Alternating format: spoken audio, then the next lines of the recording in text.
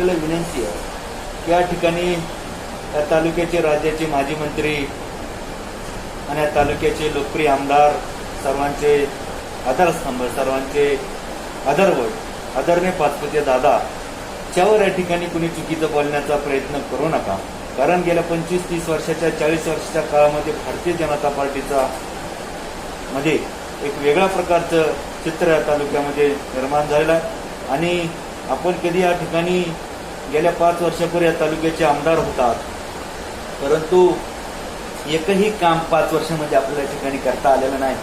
आणि म्हणून जे 5 वर्षामध्ये आपण करायला पाहिजे होतं ते करू शकला नाही.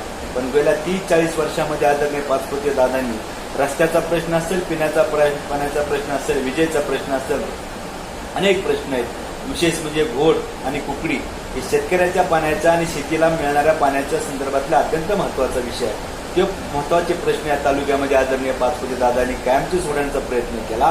ही तालुका कायम दुष्काळग्रस्त असणारा तालुका, हा तालुका बागायत करण्याचं काम आदरणीय पाचपुते दादांनी केलं.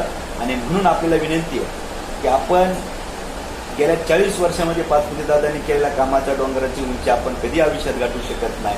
आणि म्हणून आपण कृपया पाचपुते दादावर कुणी बोलण्याचा प्रयत्न करू नका. कारण ते पाचपुते म्हणजे श्रीगोंदा आणि श्रीगोंदा म्हणजे पाचपुते दादा, अशा प्रकारचं समीकरण संपूर्ण राज्यामध्ये, महाराष्ट्रामध्ये आहे. आणि त्या पाचपुते दादांची उंची आपण कधी गाठू शकत नाही. म्हणून आपला हात जोडून विनंती आहे की आपण कधीही या ठिकाणी चुकीची वल्गना करण्याचा प्रयत्न करू नका.